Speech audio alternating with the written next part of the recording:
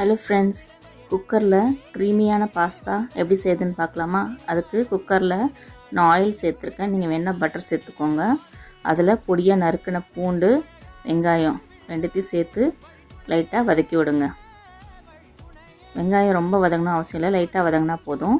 அதுக்கப்புறம் நம்ம எடுத்து வச்சுருக்க vegetables carrot, capsicum, sweet corn இது 3 தான் நான் ஆட் பண்ணியிருக்கேன். இதை போட்டு லைட்டாக வதக்கி விட்டுக்கோங்க. லைட்டாக வதங்கினதுக்கப்புறம் ஆரிகானோ சேர்த்துக்கிறேன். அப்புறம் காரத்துக்கு சில்லி ஃப்ளேக்ஸ் சேர்த்துருக்கேன். உங்களுக்கு எந்த அளவுக்கு காரம் வேணுமோ அந்தளவுக்கு சேர்த்துக்கோங்க. அதுக்கப்புறம் பாஸ்தா மசாலா சேர்க்குறேன். நான் 2 பேக்கெட் அளவுக்கு நான் சேர்த்துருக்கேன். நான் ஃபஸ்ட் டைம் சேர்க்குறதுனால நிறைய ஸ்பைஸியாக இருக்கும்னு நினச்சேன். பட் இது 1 கப்புக்கு 1 பேக்கெட் சேர்க்குற அளவுக்கு காரம் நார்மலாக இருக்குது. தேவையான அளவு உப்பு சேர்த்துக்கோங்க.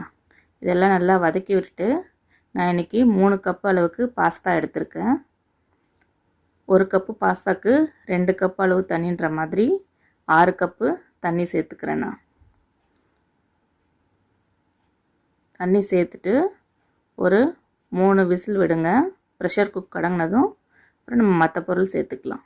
ப்ரெஷர் ரிலீஸ் ஆனதும் 2 டேபிள் ஸ்பூன் அளவுக்கு சீஸ் ஸ்ப்ரெட்டு சேர்த்துக்கிறேன். நான் நீங்கள் எந்த சீஸ் வச்சுருக்கீங்களோ அதில் சேர்த்துக்கலாம். கொஞ்சமாக பாலும் சேர்த்துக்கிறேன். இதெல்லாம் சேர்த்து நல்லா மிக்ஸ் பண்ணி விடுங்க. காரம் இன்னும் உங்களுக்கு எக்ஸ்ட்ரா வேணும்னா கொஞ்சமாக நீங்கள் பெப்பர் பவுடர் ஆட் பண்ணிக்கலாம். இது மத்தியானம் நீங்கள் கட்டி கொடுத்தாலும் ரொம்ப கெட்டியாகாமல் இருக்கும் லஞ்ச் பாக்ஸ்க்கு.